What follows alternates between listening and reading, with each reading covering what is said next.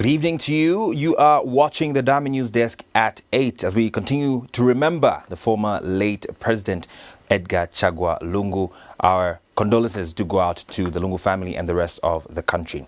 Let's take a look at stories that are making headlines in business this evening. What we will see is Zambia and Namibia pushing forward Katima Mulilo one-stop border post to boost trade.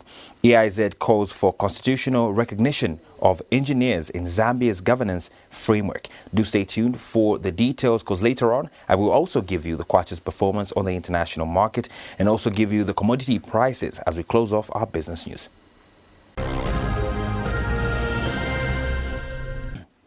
Let's take a look at the business news details this evening.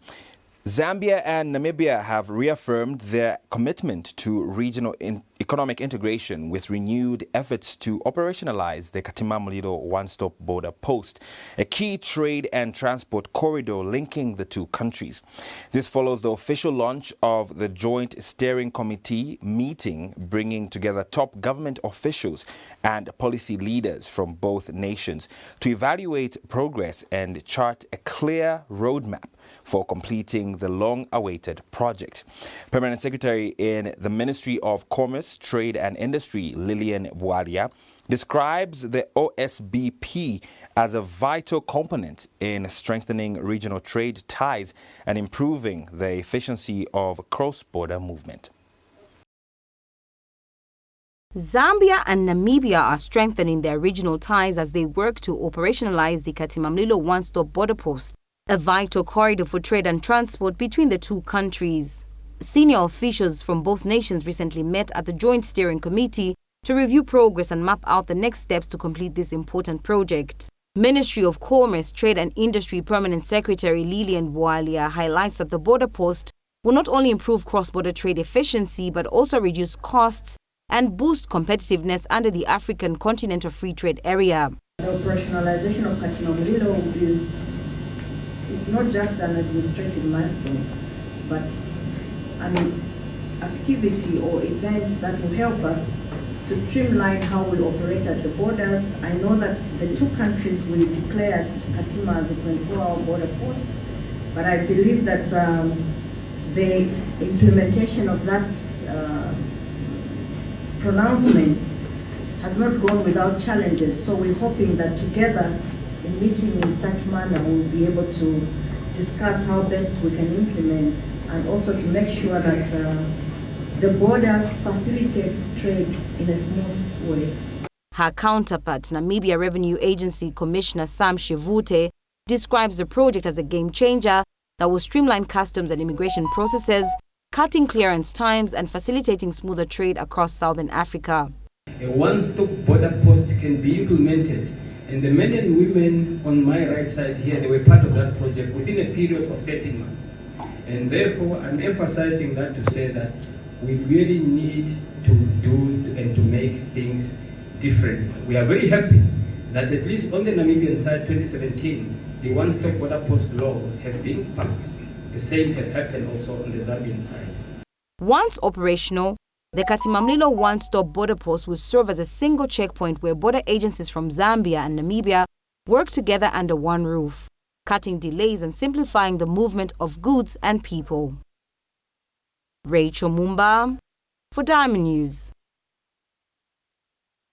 In a statement amid the ongoing national debate on Bill 7, President of the Engineering Institute of Zambia, Wesley Wyman Kaluba, has called for the formal inclusion of engineering, science and innovation within Zambia's constitutional framework, representing over 95,000 engineering professionals.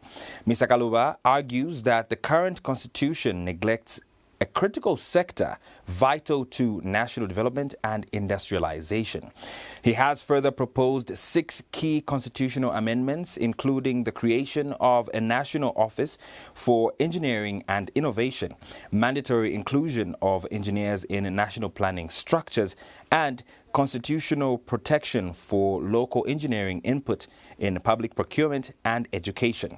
Mr. Kaluba has stated that without embedding technical expertise into the country's governance structure, Zambia risks continued underdevelopment and over-reliance on foreign expertise. Labeling the constitution a national blueprint, Kaluba urges stakeholders and drafters of Bill 7 to elevate the role of engineering in Zambia's long-term planning and decision-making progress. We feel that engineering is the backbone that is often overlooked. Having seen the proposals in the current bill, normally you would think that Zambia, being at the position where we are in national development, we should have actually prioritized the talk for science, technology, and innovation. Zambia cannot industrialize. We cannot modernize, or we cannot achieve economic liberation without embedding engineering and technology into the heart of national governance. Therefore, the Constitution is not just a legal document, it's a national blueprint. And right now, it tells the Zambian child that engineering is secondary to politics, law, and economics. The Zambian government has ramped up its efforts to attract investment in youth empowerment, sports development, and the creative industries, with the Ministry of Youth, Sports and Arts engaging key stakeholders in China as part of an ongoing diplomatic and economic mission. Minister of Youth, Sport and Arts Elvis Nkandu is currently leading a high-level delegation in China, holding strategic meetings with both public institutions and private enterprises. Speaking during one of the engagements, Mr. Nkandu has reaffirmed China's role as a strategic development partner for Zambia. Among the entities the minister has met are Fanye Energy, a solar solutions company, a prominent motorbike manufacturing firm, and Haiger Bus Company, a long-standing Zambian partner in the transportation sector. Zambia is stepping up efforts to boost investment in youth empowerment, sports and the creative industries through strengthened ties with China.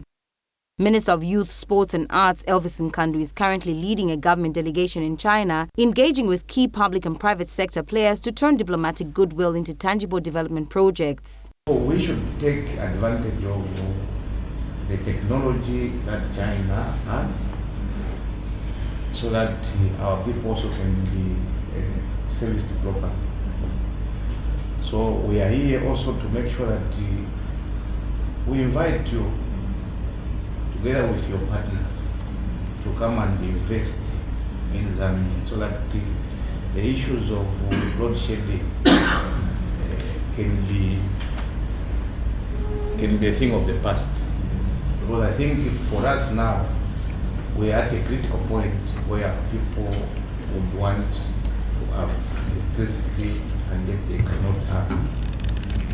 Building on President Hakainde Hichilema's 2024 state visit, Mr. Nkandu has described China as a strategic partner, highlighting the opportunities Zambia can tap into from China's rapid economic growth. It is a country that you can't go wrong when it comes to investment.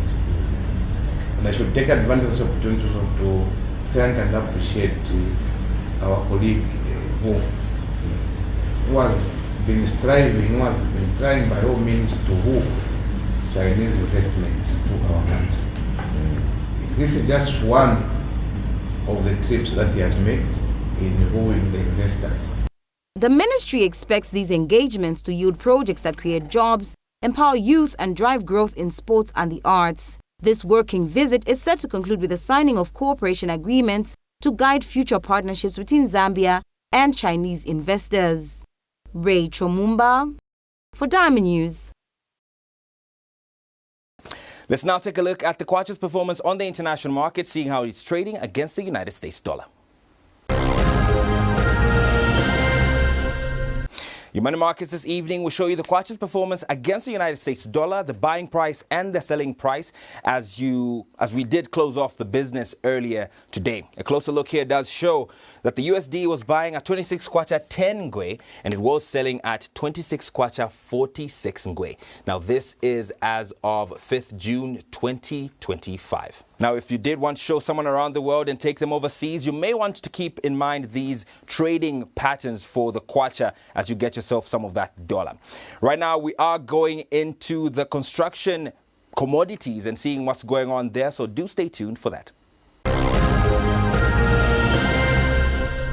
Let's now take a look at construction commodity prices and see how much you'll be purchasing these when you go out as you are building, courtesy of Zambia National Building Society. What we're reviewing this evening, first off, building cement. That will cost you anywhere in the range of 170 kwacha to 190 kwacha. This is at a rate of about 28 kwacha, 31 ngwe per US dollar. Next item, we are looking at blocks that you can also purchase if you do not want to make the blocks yourself, and this will cost you somewhere around 6 kwacha to about 11 kwacha for one building block. Again, the rate of exchange there against the United States dollar is 28 kwacha, 31 ngwe. These are your construction commodity prices. Well, those are construction commodity prices. But if you do hear the words, I like your vibe, I like your personality, then you also will hear the words, tell me what you want, I can buy you anything. Now, let's put that to the test by taking a look at our commodity prices this evening and see how much you'll be purchasing these commodities when you go out to shop at your local supermarket. Your commodity prices this evening look a little something like this, starting with our food items, going on to our non-food items a little later on. 1 kg of beef is going at 100 kwacha on average. 2 kg of sugar will cost about 70 kwacha. 1 kg of sugar around 33 kwacha. We also have 2.5 kg of flour that will cost you between 95 kwacha on average. That will also go to about 100 kwacha, depending on where you're buying that from. A tray of eggs is at 100 kwacha to 110 kwacha. 5 liters of cooking oil, on average 300 kwacha. Let's take it to our staple food. Breakfast milli meal, about 25 kg bag will cost you somewhere around 373 and 390 kwacha for a particular bag. And if you do want to roll a milli meal as an alternative, that will cost you an average 300 kwacha. Stay where you are. Let's see what your non-food items look like. 10 rolls of toilet paper, 85 kwacha on average. 175 grams of toothpaste at about 26 kwacha, nothing more than 35 kwacha. 500 grams of washing powder between 40 kwacha and 45 kwacha. Let's close it off with 1 bar of bathing soap. Now that is going to be around 19 kwacha all the way to 29 kwacha. These altogether are your commodity prices. And that concludes our business news with these commodity prices. What we have up next is something of interest to you because the trigger word here is investment. We're coming up with investment news after this very short break. I'll see you soon.